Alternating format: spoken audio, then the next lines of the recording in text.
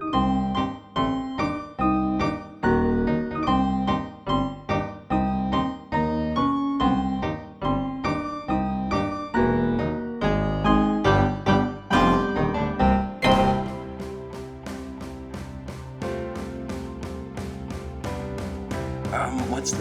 on, I have a thing for this. You're podcasting. What's your price, Squarespace? For finding Monster Right? What more do we have to do? Bum, bum, bum, bum. We're podcasting.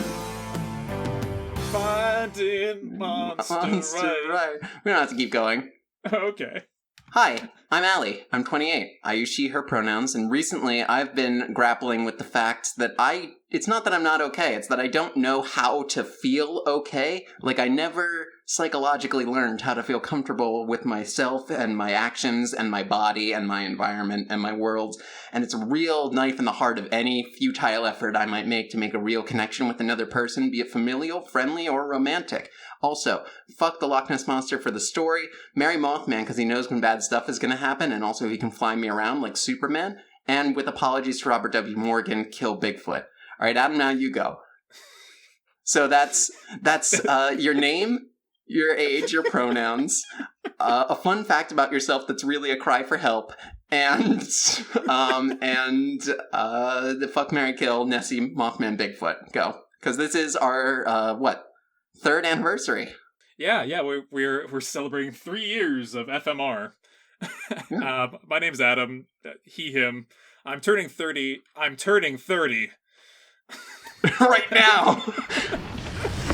It's regenerating like Doctor Who. Yeah, and we are exploring not only the various monsters of our world and worlds beyond ours, a comedy podcast format. But this one, we're going way back to the very beginning of things. Yeah. That's right. Who's Mon first? Finding the first ever monster. Adam's greatest weakness is, of course...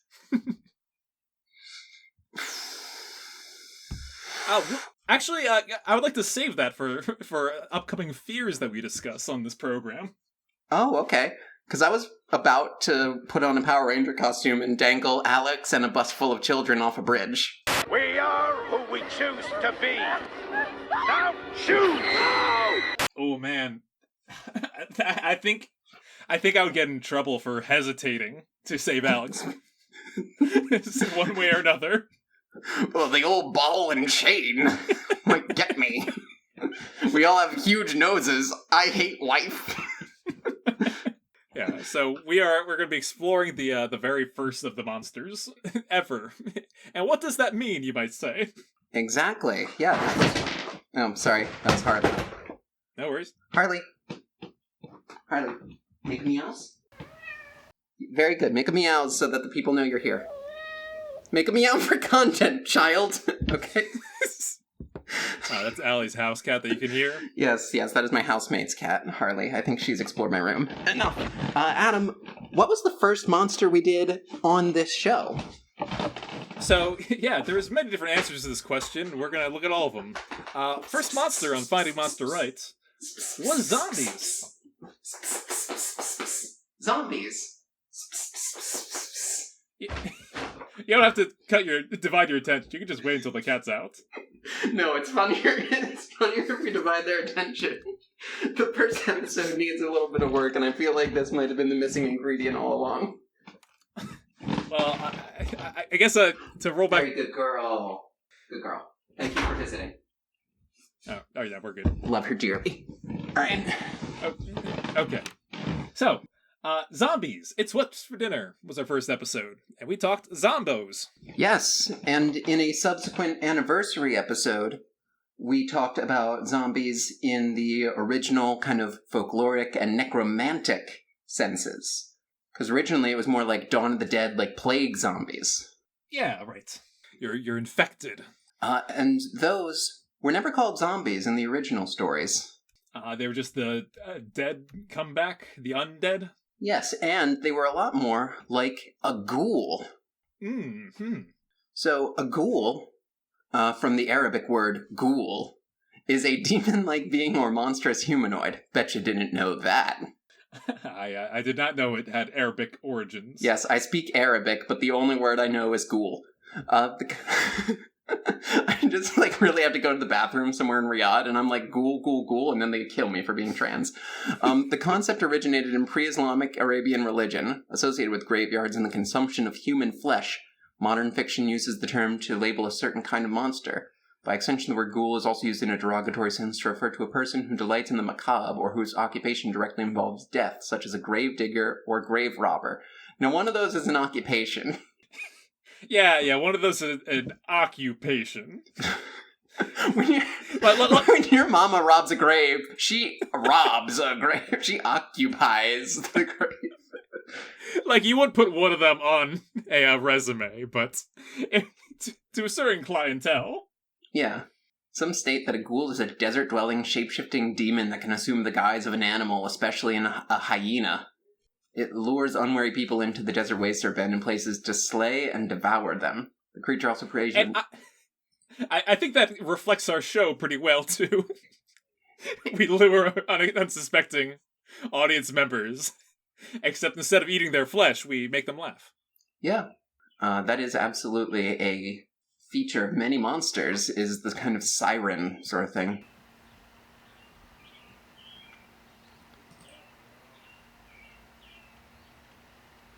You there? Yes. Sorry, Can you hear an ice cream truck in the background?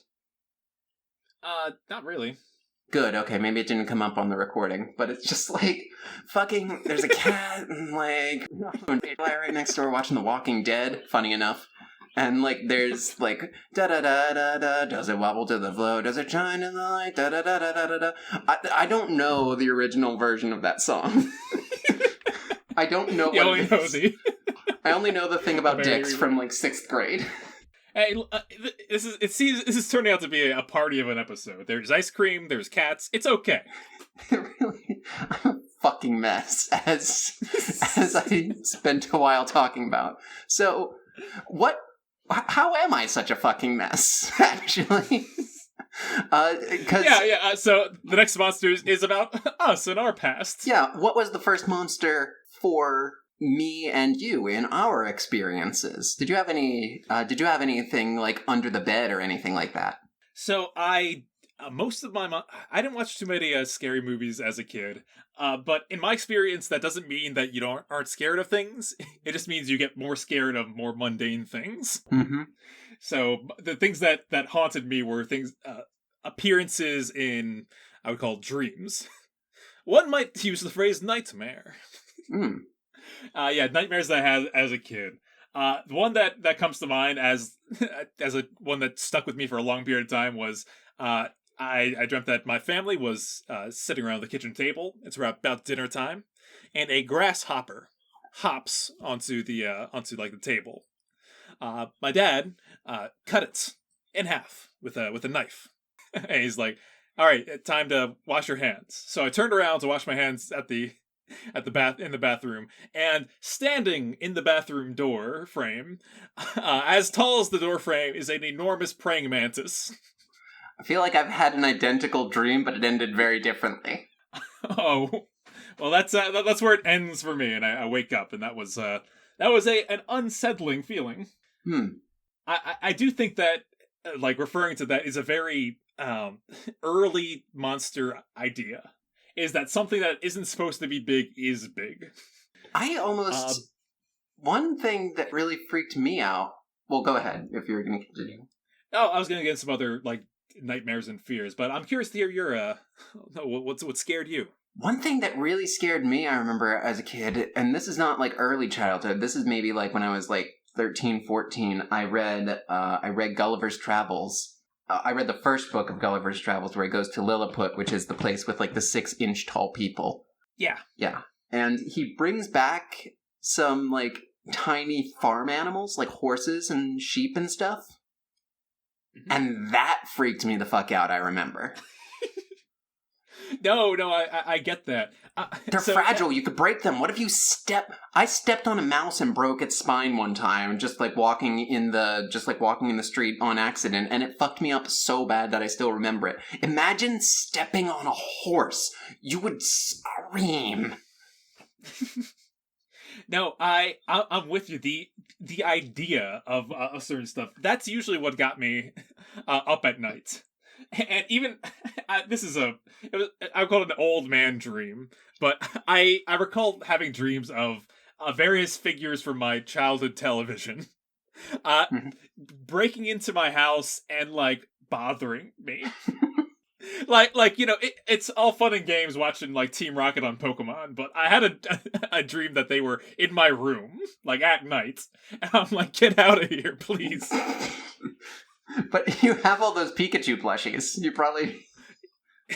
Yeah, that's probably what they were after. But it was another one comes to mind of, and this had to be inspired by the episode, but Keenan and Kel showing up and like breaking everything inside the house. And to me, that's very just existentially scary. Like, oh no, these strangers are here. You don't know them. They won't leave. You can't stop them. And they're just going to destroy everything in front of you. Jeez. Like, I feel like the inevitable episode of Keenan and Kel with Adam and Aaron, where it's actually Keenan and actually Kel with actually Adam and Aaron. Like, I feel like that will be what heals that trauma. Yeah, I hope so. You gotta tell them they were in a nightmare. I had a nightmare that they showed up and messed up my house. Oh, that's so good. No, I'm for it. But yeah, no, that's it. I also, sometime in grade school, I am surprised that our Catholic education included a lot of Edgar Allan Poe and scary images. You're surprised at that?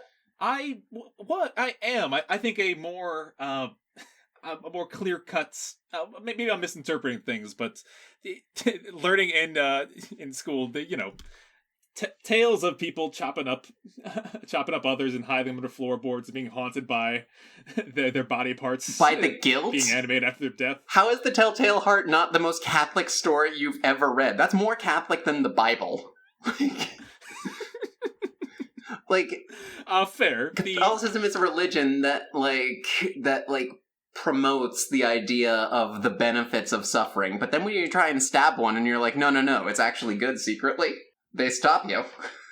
That makes sense a bit too, because the other tale I was thinking of was the black and white Pit and the Pendulum movie, which stuck with me for a while too. A lot of images of people being buried but actually alive. As for someone that has I would call a mild claustrophobia, is a very scary image. Right. So listen to your parents and your priest, or else this will happen to you. Also, read a book about the Holocaust every summer vacation. Yeah. It ain't no summer without Anne Frank. It ain't no summer without Anne Frank. You know, she would have been a believer. Another childhood monster that I had, it seems like a lot of your childhood monsters come from without. Mm-hmm. You know, they come from without and they come into your house. A lot of mine are like, I mentioned like the breakable horse. Like, yeah, right. That's a situation where it makes me the monster. Where it's like, it's my fault. I see. And one that I had way early on, I might have been like 5 or 6 or something. But I was watching TV, and I was watching some, like, one of those, like, old puppet show things, like Sesame Street or Mr. Rogers or something. I don't remember. It was a dream. It probably wasn't a real show. And, like, the screen suddenly, like, kind of... There was, like, this image of melting celluloid on the screen, and there was this darkness and this sense of, like, screaming, laughing darkness, like, with teeth or something like that, and...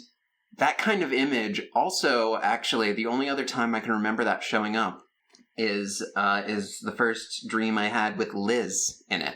Mm. Liz, my question mark. I thought she was a demon, alternate personality, reaction to being queer in a religious context. You get it. There was a whole backstory. so that image of just, like, melting celluloid, of, like, the world coming crashing down happens a lot. But what happened in this original dream was I was watching TV and I screamed, which I never do in real life.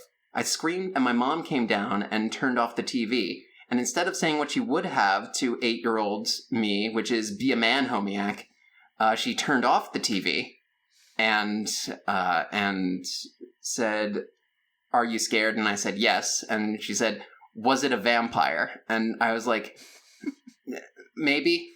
And she was like, "Do you want me to turn into a vampire?"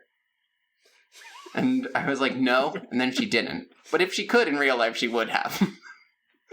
Because, look, hey, I got like whacked in the head a lot as a kid for like talking back, quote unquote. I still don't know what the fuck that means, honestly.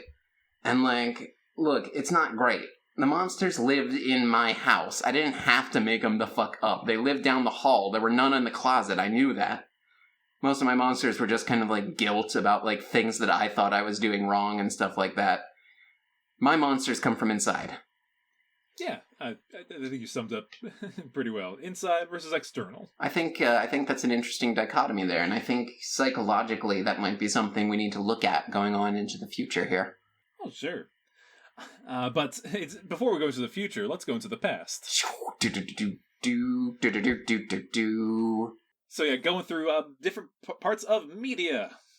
Yes.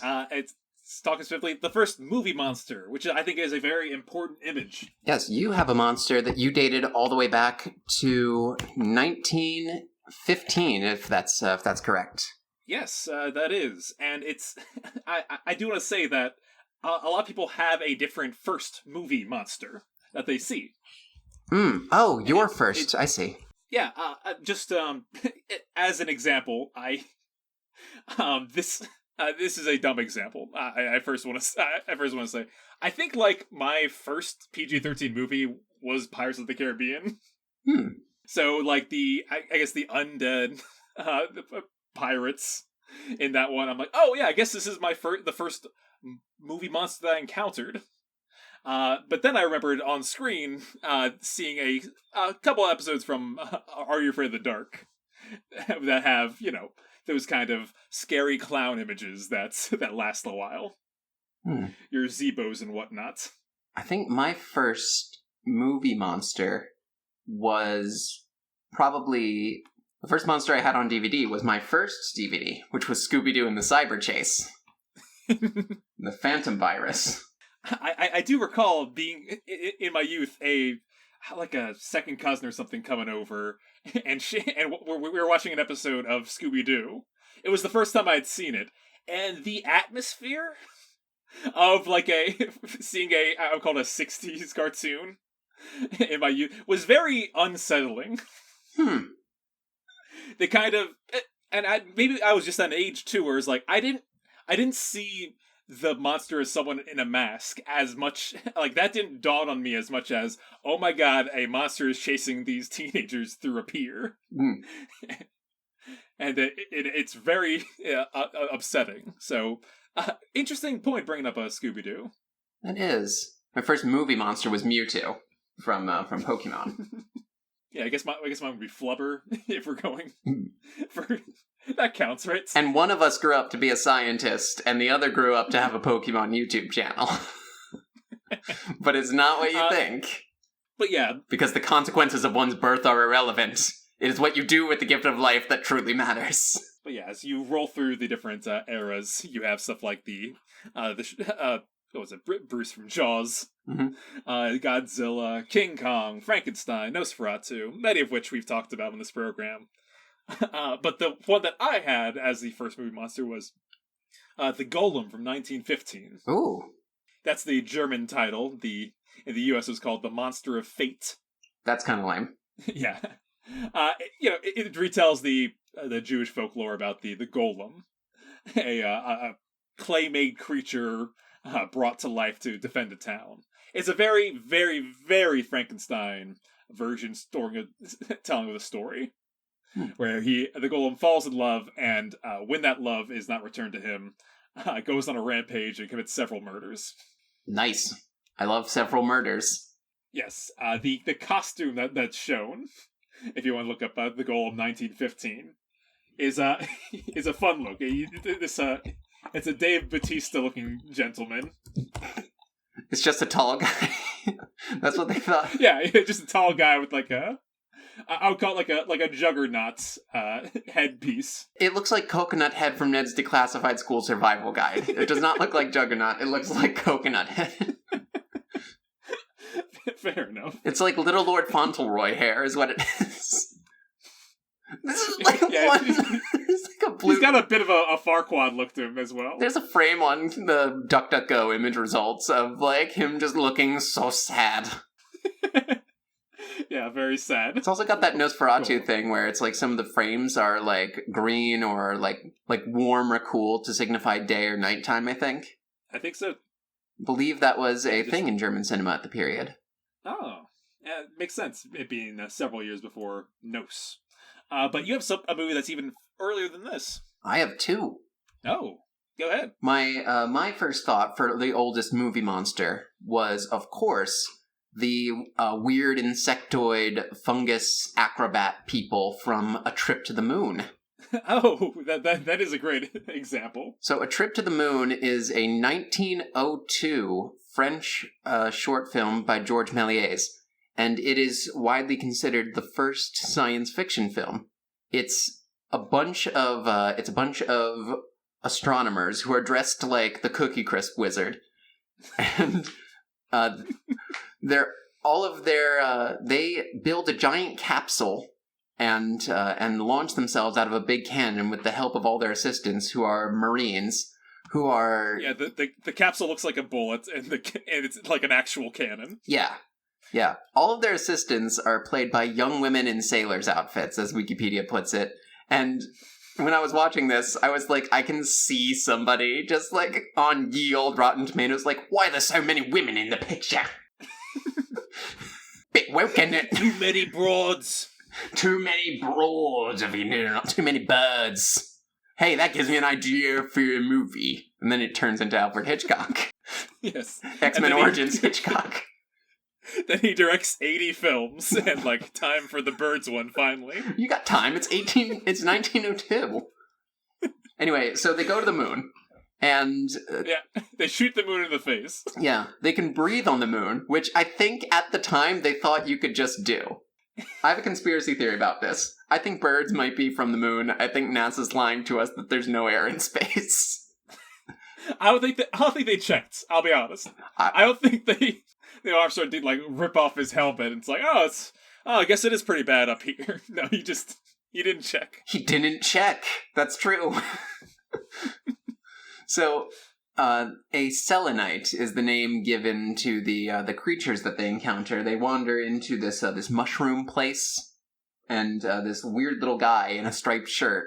There's a lot of striped elements in a lot of these Georges Méliès movies, I noticed, because of course that's kind of the only costuming you can do, is the high contrast. Yeah, in black and white, that's the only thing that makes sense. Yeah, so he does a little somersault and rolls at them and starts attacking them. They hit them once, and then they kill it. It just disappears in a poof of smoke.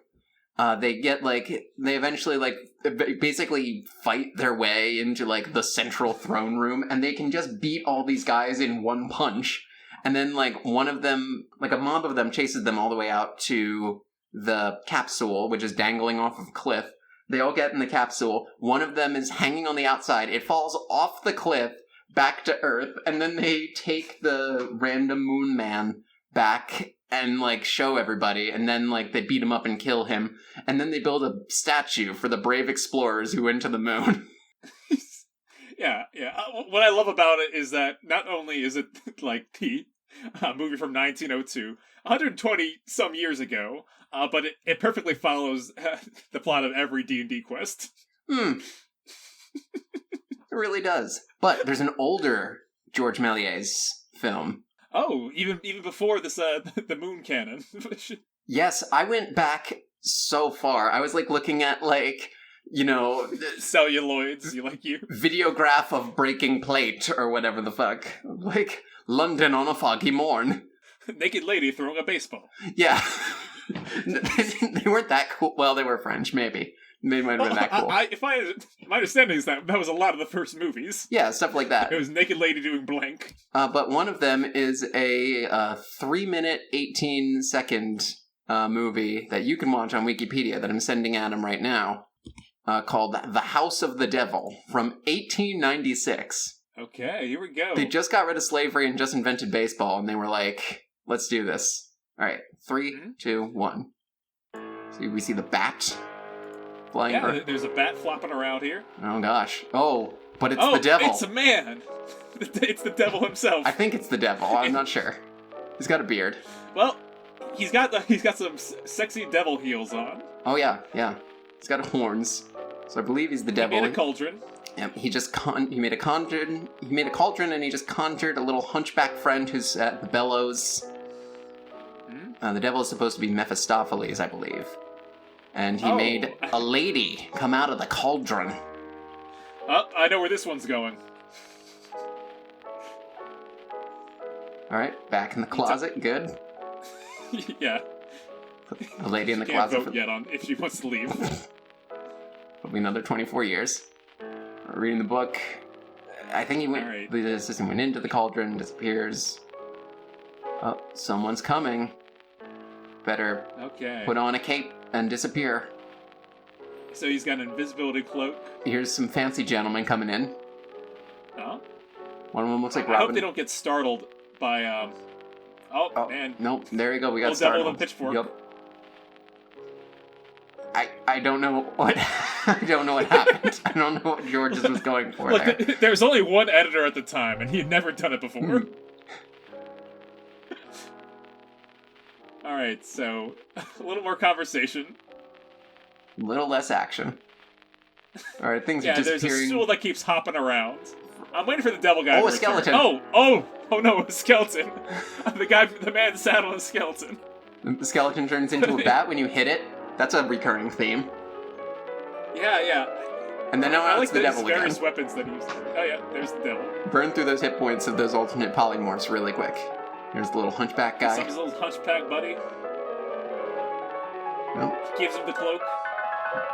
Oh, and now the swashbuckling hero. The swashbuckling hero is fighting nuns. He's pushed away by ghosts. Oh. Yeah, it's 1896. He's closet to the end of his days by then. Yeah. Just throw the whole man out. He's done. No, now the devil is bringing out the woman from the closet before, and the fancy gentleman is surprised but delighted.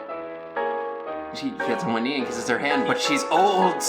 She's old now. Now there's many olds. Oh, she's brought all the old ghost ladies with her. Now they're all like... And they got brooms. Oh, witches. They got witches, and they got brooms, and they're chasing them around in a circle.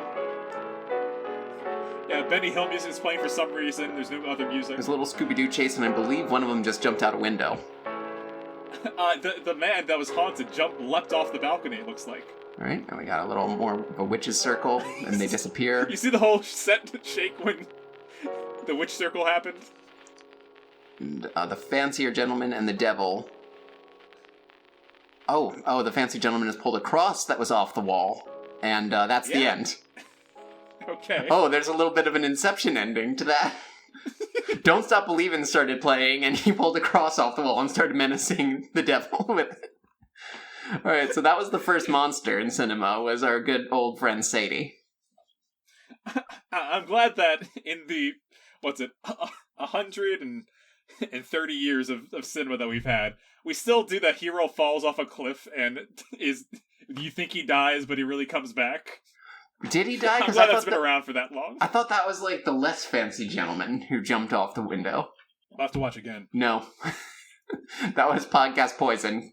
So the House of the Devil, also known as the Haunted Castle, is the silent film that shows off like devils and ghosts and other monsters. Mm-hmm. This is the 1896 edition. They made an 1897 remake. That was right. Do you believe that this is this ever scared a person seeing it? It must have. I can imagine. Like if you'd only before seen Naked Woman throwing a baseball, I forgot all the others that we said. Then yeah.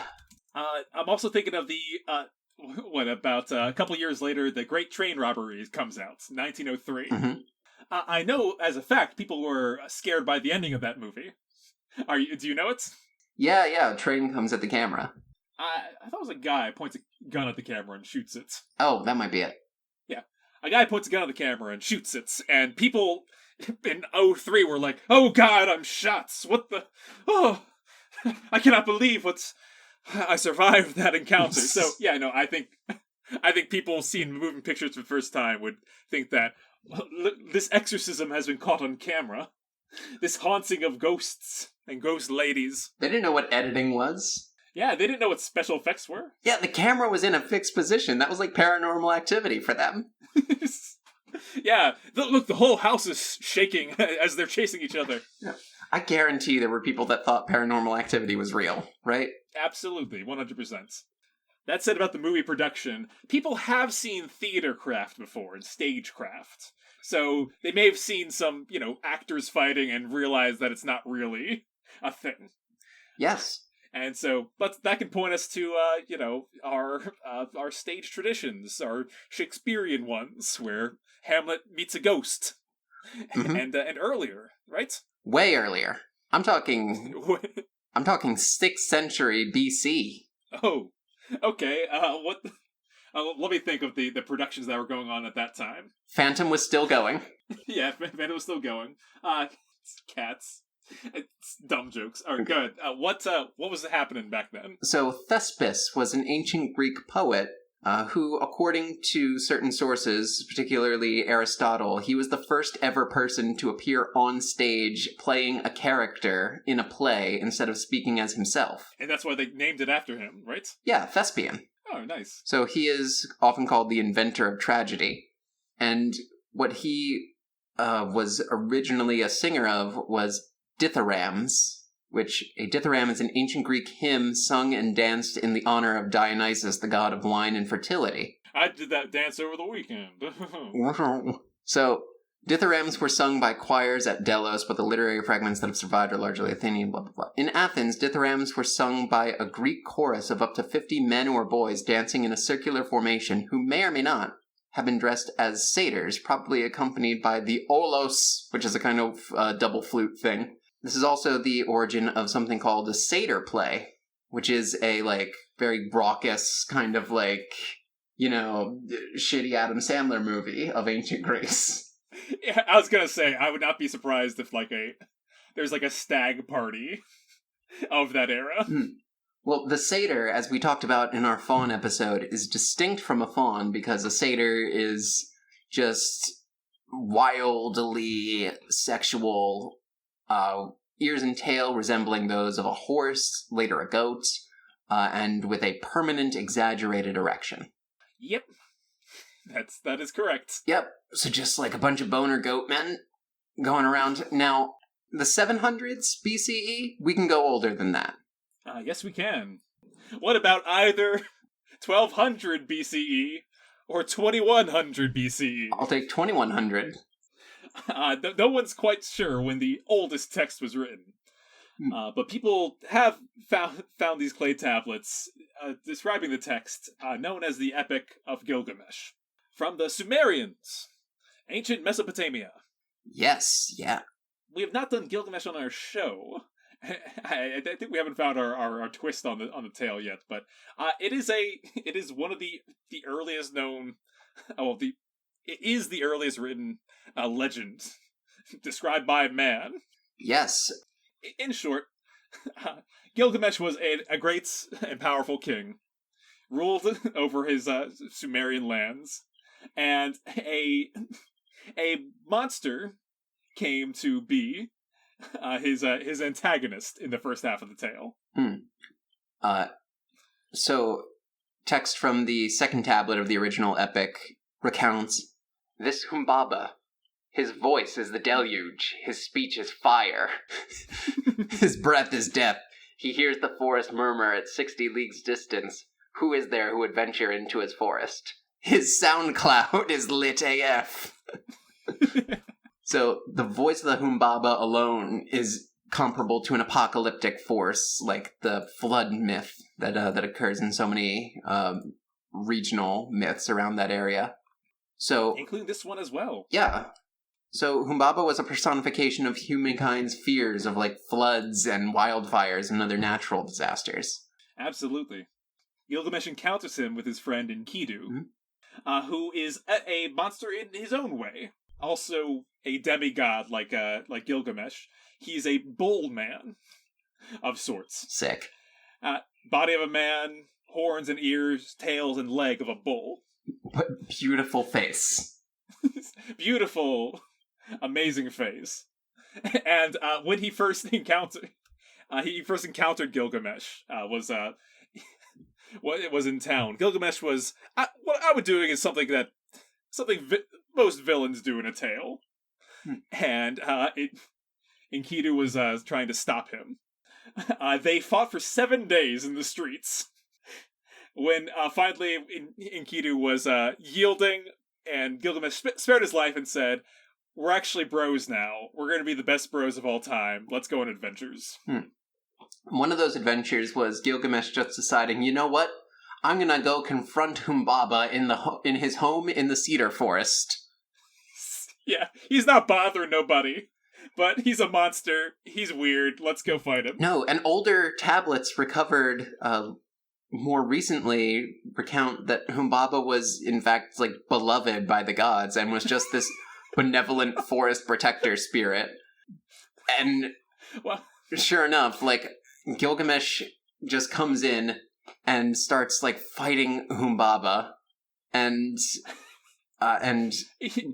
Despite being Sumerian, Gilgamesh was also the first Florida man. Yeah, he just destroys the whole forest fighting Humbaba, and Humbaba says, "I will slit the throat and gullet of Gilgamesh. I will feed his flesh to the locust bird, ravening eagle and vulture." They start, like, destroying the whole forest, and then Humbaba is killed by decapitation with a knife, which is... just one knife is all it takes to kill the all-powerful first ever monster. Which makes me think that this guy was just a huge asshole. It's very funny because, we counted some other old stories too, but it's like the action fight sequence that was developed in later motion pictures and stuff wasn't the reality of things. The fight, yeah, you could say that, yes, a fight was so good, it took so long, it took 7 days. But then usually against the monster, it's like, we are so much better than the monster, it takes one stroke to finish them off. Even Enkidu, at the end of this whole fight, mourns the loss of Humbaba, which also, it should be noted that the Epic of Gilgamesh relates that Gilgamesh and Enkidu, quote-unquote, loved each other as do man and wife. But they weren't gay, because gay people were invented on December 11th, 1994. So, what this reminds me of a lot is Princess Mononoke. Oh, yeah? Yeah. Gilgamesh just kills this forest god thing. Yeah, this great being that's watching over everything. Just kind of destroys him in the forest.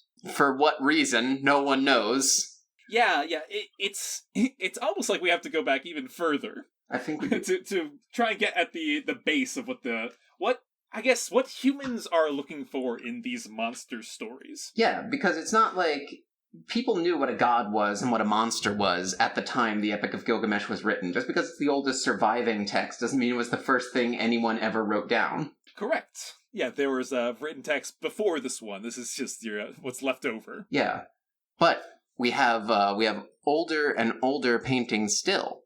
So I see your at most 2100 BCE and raise you 13,000 BCE. Oh no, 13,000. I am talking about the Sorcerer. Mm-hmm. So the Sorcerer is one name for a cave painting that is found in a cavern known as the Sanctuary at the Cave of the Three Brothers in France. So what we're looking at here, folks... Adam, this is art. Shut up. So what we're looking at here, folks... Adam, it's art. Stop laughing. So what we're looking at here is this sketch made by one Henry Bruel, who sketched a cave painting found in this old cave that appears to be, it's like the body is like halfway between the proportions of a man and a horse. It's almost got like some zebra-style stripes around the face. The eyes are very owl-like, I'm gonna say. Yes, I think it's very owl-like. There's kind of like a beard situation going on. There's two little tufts of ears that look like either an owl or like maybe some kind of prey animal.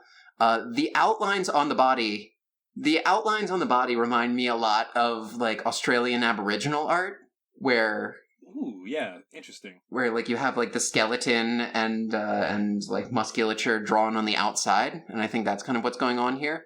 There's a little horsey tail and what definitely looks like the penis tucked between the legs. Yeah. This is art, Adam. It's a really funny looking penis. I'm sorry. It's a little cartoon penis. One of us has seen more penises, and let me tell you, they all look funny. Yes, the genitals are exposed. The genitals of the art are exposed. And most notably of all, yep, the most notable feature on this is, of course, the little pride rock that it's perched on, right? Yeah, it's perched on a little rock there.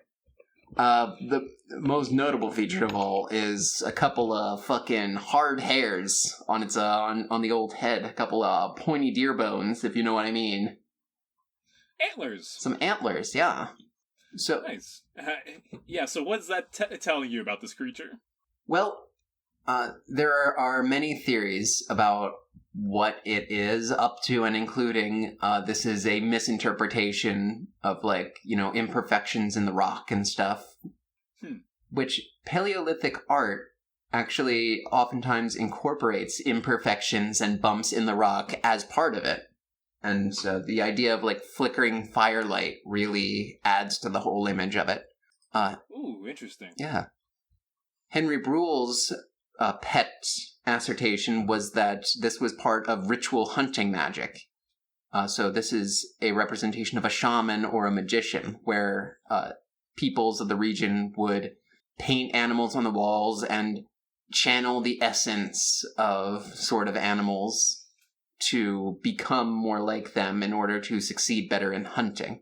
So it's thought that this is some kind of shaman, someone like kind of mid-wild shape, as it were, in a spiritual sense. Yeah, I see. They have the animal components up front, where the lower half is making its way there. They have a couple of different animal things going on too, because they have antlers, they have a horse tail, and they have kind of a horse-ish body. Maybe it's like I'm thinking of like a Disney style animation, like when it's got a lot of forms happening at once, and it's like kind of roulette spiraling through them before picking one. I think that's very much what it is. Something like that, where it's just like a depiction of everything all at once to depict like the totality of the power. Yeah. I can go in any one of these directions. Which way should I go? Yeah. There are some theories also that this is not a shaman mid-transformation, but rather a deity, the first depiction of a deity on Earth. Wow. Yes, a horned god of sorts because of the antlers. Yes. Now, there's debate that this is not a depiction of any kind of chimeric entity at all, but rather just a perfectly normal animal that's been misinterpreted. But I don't really see any alternative hypotheses being put out here in the Wikipedia article. So, therefore, I declare that they're all wrong.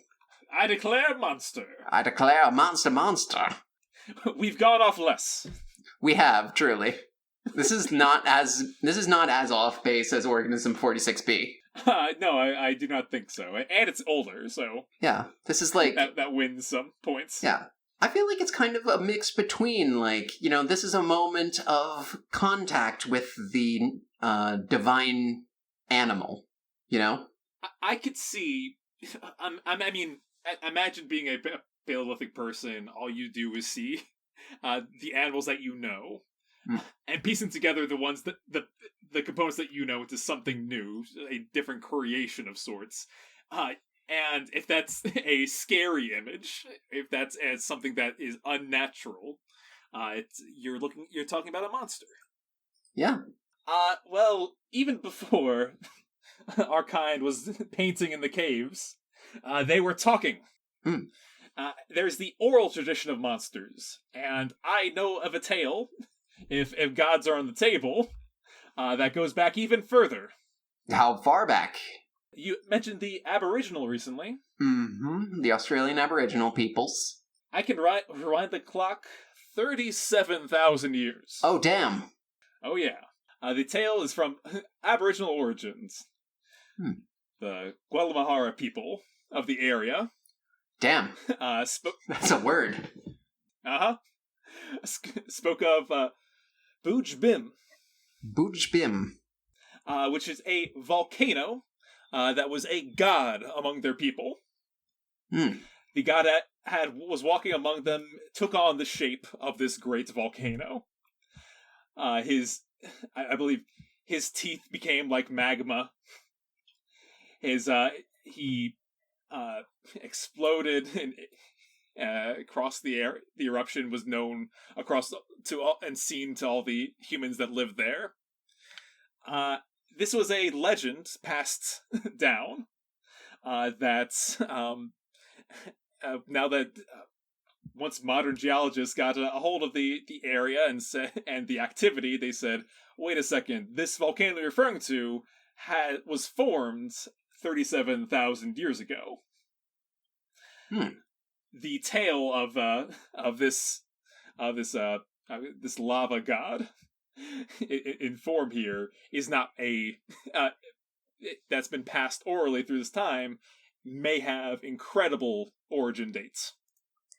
Wow. That does go back far. However, I can go back further. Oh no! I'll see. This is crazy that we started in like 2020 with the first episode of Finding Monster Right, and now we're all the way going back. I'll see your 37,000 years and raise you 41,000 years. Oh. So, the Lion Man of Hohensteinstädtel is a prehistoric ivory sculpture. So it's a humanoid figure with a lion's head carved from a mammoth tusk. It is one of the oldest known examples, not just of a monstrous, malformed creature, but it is one of the oldest known examples of any fictional thing, of an artistic representation. Oh, damn. Yeah, and, the purpose of this, again... I want to say, this is an amazing sculpture. It honestly is. I can tell exactly what it is just from looking at it. Yeah, the fact that you can do that with something that's been around for 40,000 years is impressive in its own right. The fact that a person, can connect with, a 41,000-year-old German wearing only a loincloth and lederhosen and one of those little Robin Hood hats. Right. The staple of their people for tens of thousands of years. They love mammoth meats and chocolates. So it's described as lion-headed figurine, and it's funny because I'm looking at this thing and I'm seeing the Rafiki drawing of Simba. It's so it's so good that it's so good that it looks like Rafiki, a literal baboon. Well, not a literal baboon, I guess. Come to think of it, but that's a good point too. Even on this news article you've linked me to about the Aboriginal tale, there's a thing on there that says, "Can octopuses dream?" So, we are not the only intelligent creatures on this planet. Maybe the only ones who are truly self-aware, but we're not the only ones who have a culture where we pass down technology and knowledge to our next generations. We are not the only ones who operate as masters of our domain and create tools and shape our environment around us. Whales, dolphins, corvids, things like crows. Yes, octopi, octopodes, octopuses. We can just say octopuses. Chimpanzees, our closest relatives even. Do they have monsters? Do they have stories? Do they have tales? I would argue, maybe not. Because maybe we're those monsters. We've gone full circle here, that we are the monsters of those tales. Yes, but I can go back further. How far can it be? Here's something to consider. The Silurian hypothesis. Is that about the Seven Sisters? No. Okay, what is it about? You know, we go back to the earliest members of the genus Homo, like Homo habilis, and we go back further to Australopithecus, animals that were being, that were on the edge of what we would call personhood, and they were being predated on by animals like hyenas and big cats and saber-toothed cats like Dinofelis, and, crocodiles, birds of prey, even in some extreme cases.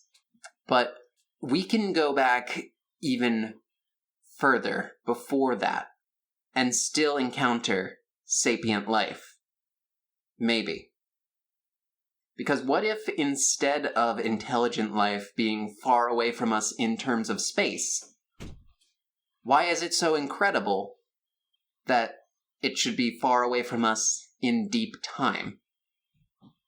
The Silurians are a race of creature in the Doctor Who canon that... Sorry, please go on. Silurians are a race of creature in the Doctor Who canon who are kind of reptilian. They were around before people were. And in 2018, a set of researchers took to the hypothesis, and they named it the Silurian hypothesis after these creatures, which is kind of full circle because they are named after a geological period that is like way, way older than they could possibly be from. If intelligent life, the theory posits, existed on Earth during deep time in the ancient past, how close to us would it have to have occurred before we would certainly know about it? Only about 1% of all species on Earth that have ever existed have fossilized. Oh. And of those, how many do we find? That's a good point. Same thing that you were saying about the written tradition not too long ago. Yeah, like, what kind of artifact? Like, would our civilization stand up to 1 million years of degradation, of fossilization, of being buried under rock? 200 million, 300 million. Intelligence is not something that is something that takes 4.5 billion years. What is it? To evolve? Like, it can just happen. There's a creature known as Suminia. I'm going to go ahead and send you a picture of this. Yeah, okay. I'm looking at a picture right now myself. Oh, you found it? Suminia looks adorable. Yeah. I love the multicolors here. Are those feathers? Is that a feathery hide? This is... Well, what kind of animal would you guess this is? And when, in the fossil record, would you think it was from? That's really hard to say. It's got almost like a sloth stance about it. Sloth is a good guess. Check out the hands. He's got 5 digits. Are any of those digits in opposition to each other? Yeah, it looks like a man hand. So what kind of animal would you guess this is? Is this a mammal? Close. What kind of mammals live in trees and grab things? Is this what I think this is? No. No, it's not. This is a 260 million year... Damn, I went back far. I'll raise you 260 million years BC. But this is a 260 million year old animal that is a stem mammal. So it's like just outside of the crown mammalia. It's barely not a reptile. It is covered in fur, not feathers. It's got a real reptile bit to it. It's got hands. It has opposable thumbs and a long tail and like fingers and limb proportions that are best suited for swinging around in trees. This is a reptile that is essentially a monkey. Wow. And this existed before any dinosaur. Then the Great Dying happened and had to kill off all our cool monkey lizards. Oh man, we were so close. And man, if only 95% of all life on Earth didn't get Thanos snapped out of existence, we would be descended from monkey lizards instead of regular monkeys. You got me, like, calculating how many Thanos snaps does it take to get to 95%. How many? It's a lot. It's a long song, is all I'm saying. He's got some Bohemian Rhapsody to get there. Should have gone for the head, should have gone for the head, should have gone for the head, should have gone for the head, should have gone for the head. No, stop, what are you doing? Yeah. That's too many. Yeah, so, okay, so there was and bring this into the fold.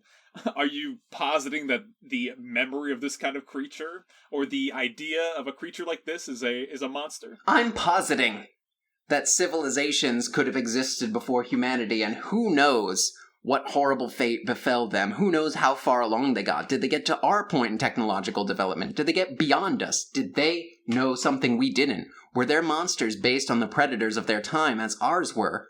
Or is it something more? Because think about what the root word of monster means. Think about how it means a demonstration, a warning sent from the creator, right? Mm-hmm. So I got thinking about it. And I thought, if an octopus can have a nightmare, and we last split off from the octoputsies in, like, the Cambrian period, that means our most recent common ancestor with them had the capability to develop a brain smart enough to get a nightmare. And what does an animal have a nightmare about? What do you think? Kenan and Kel breaking into their house. Exactly. Except the Kenan and Kel is death. Yeah, death would be the scariest thing to basically any living creature out there. Death is the scariest thing to any living creature, and I thought maybe it's more than that. Maybe it's time itself. Because not all monsters kill, as we talked about. Some of them are sirens.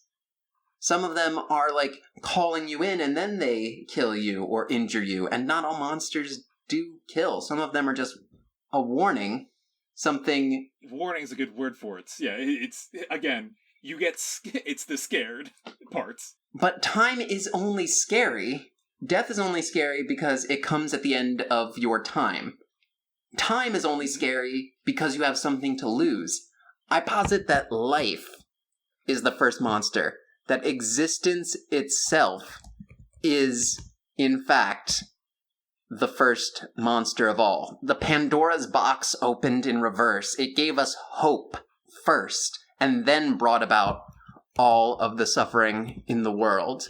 In fact, I would posit that the world is a vampire sent to Drayain, secret destroyers. The demiurge holds you up to the flames, time.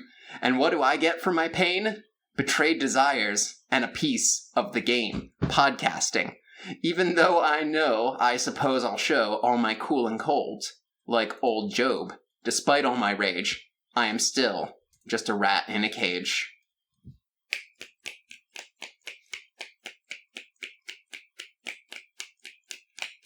Thank you. Thank you. Yes. The first monster is existence. Yes. Thank you. Thank you. Thank you. Thank you, Thanos, for coming to the show. Oh fuck! We accidentally initiated the next great dying. So existence is sent from our creator as a warning. If anything, I think I invented a new religion for this podcast episode.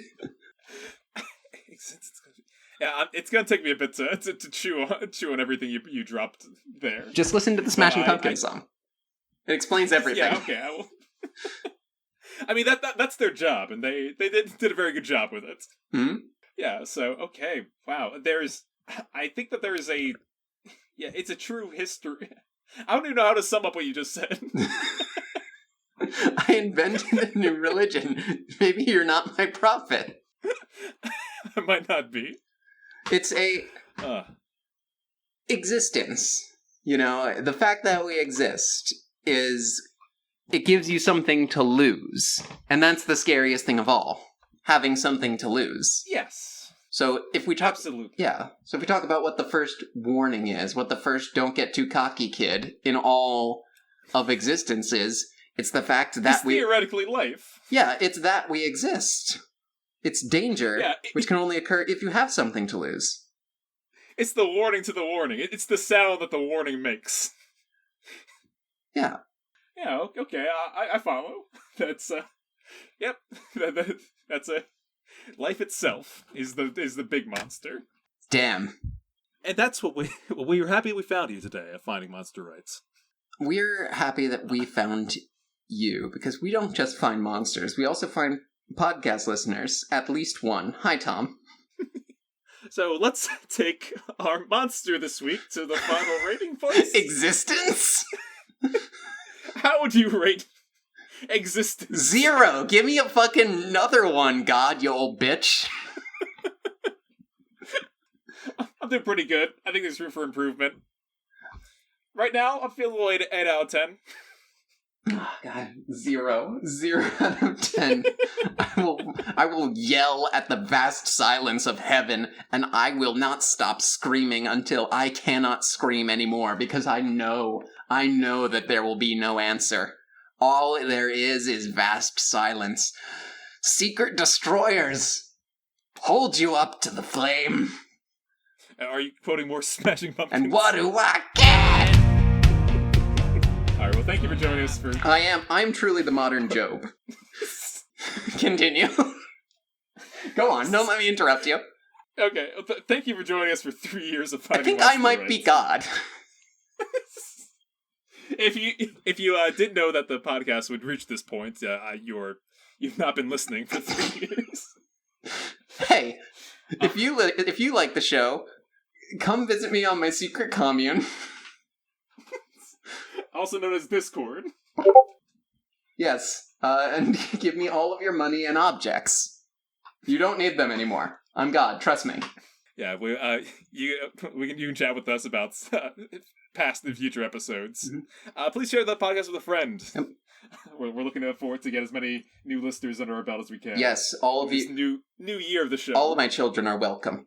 There will be somebody who has to get the toast at the official breakfasts. There will be coffee and donuts night. That'll be exciting. So join us next time when we delve into a realm that is beyond what we've ever known before. Anyone can worship me, but they have to kill somebody first and watch. Allie, there's one last thing I would like to leave you with. Yeah. And that is what our monthly theme is for the month of June. Oh, shoot, yeah. What is our monthly theme? It's cruise ships. It is cruise ships! Oh, that's a great place for a cult. Cruise ships. Cruise ships. A lot of these have been this is the halfway point, right? So in December of 2022, why don't you explain this? Yeah. Allie picked some AO3 fanfic tropes, randomized them, and laid them out for the year. Each month it lines up. Usually I have no idea what they're talking about. Is this literal cruise ships? Yes. Or is this like a type of ship that like transforms and you do casually or something? No, a cruise ship I think is literally a cruise ship. I think this is a setting for like a fan fiction. So we went on a cruise through time. Yeah, a real cruise through the cosmos of human fear this episode. We started in 2020 with our first podcast episode, and I think we ended at the beginning of time. Yeah, I guess please tune in next time for we see where we can go anywhere from here, so see what time makes of all of us. A 1, a 2, a 1, 2, 3, 4. Come to the feast of heaven and earth. Come to the table of Allie. I will provide for all that you need. You just have to give me your money. Come and drink at my table. Come and sip on HRT. I will trans all of you. Yes, that's also part of it. No one is safe. Adam, as I talked about last week, you have to stop me. I feel like apotheosis is...